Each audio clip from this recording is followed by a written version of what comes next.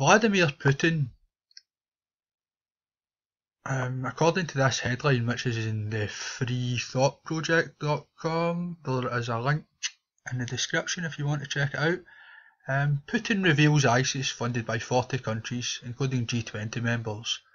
Funnily enough, the G20 members will be meeting very shortly.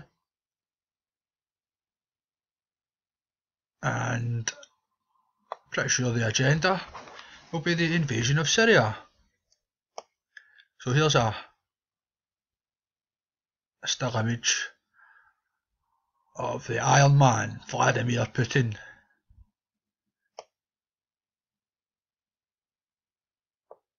Right, so Russian President Vladimir Putin has announced that he has shared intelligence with the other G20 member states, which reveals the 40 countries from which ISIS finances the majority of their terrorist activities. The list reportedly included a number of G20 countries.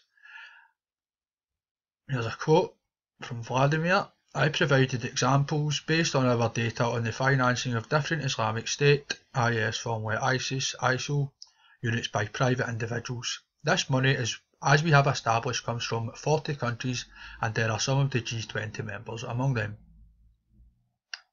So, I have it.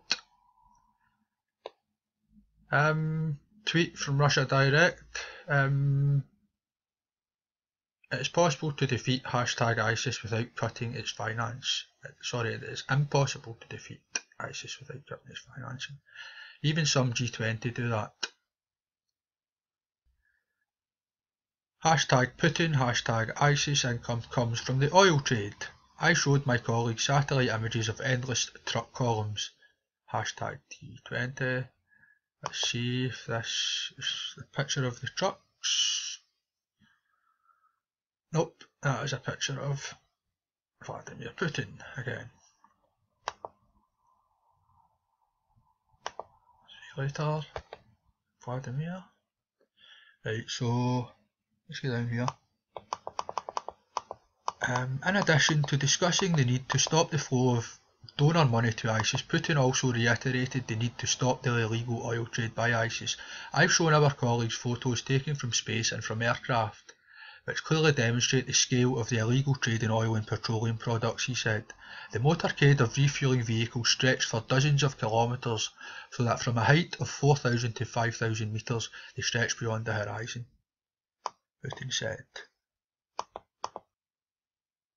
So, let's go down. The Islamic State makes an estimated $50 million a month from selling crude from captured oil fields in Iraq and Syria, according to Iraqi intelligence and US officials. According to a report by Business Insider, oil sales, the extremists' largest single source of continual income, are a key reason they have been able to maintain their rule over their self-declared caliphate, stretching across large parts of Syria and Iraq.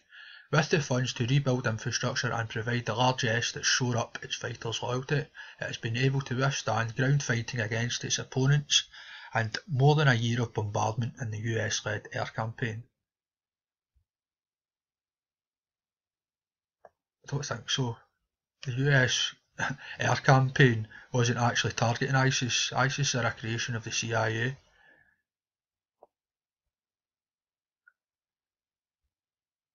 And supposedly the French strike on Raqqa last night was done as cover to allow Western intelligence agents and also Western private military forces to escape Raqqa. Let's see. It's worth noting that within the past 24 hours the US has launched its first strike against an ISIS oil convoy.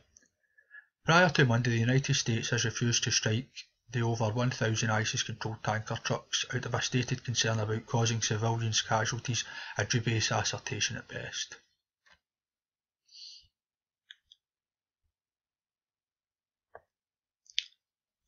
The New York Times reported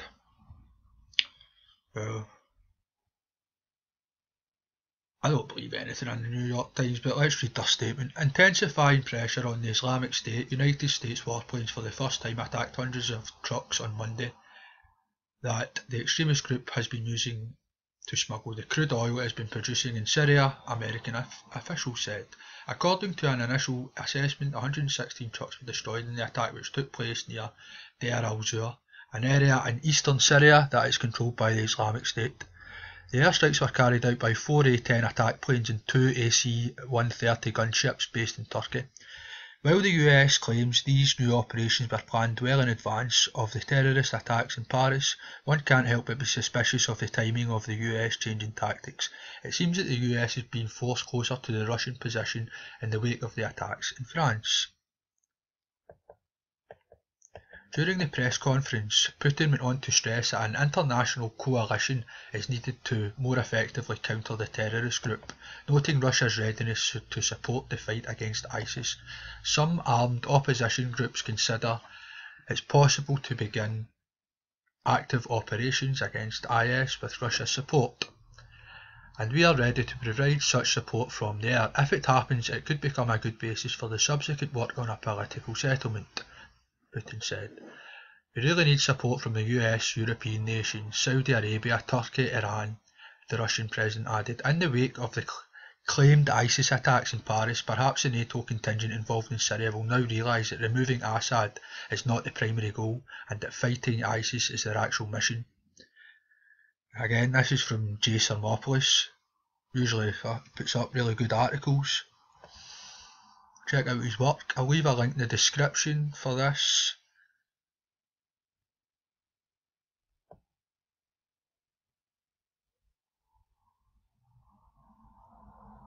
And it's pretty obvious all these countries have all been buying oil, discounted oil from ISIS. So not only did the CIA inadvertently or not create ISIS and the conditions for it to thrive, now all of us have been buying their oil.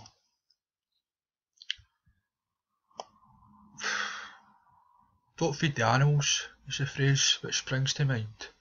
I'll leave a link in the description. Please leave a comment, good or bad, or a thumbs up or a thumbs down. Give it a share. Thanks a lot. Cheers.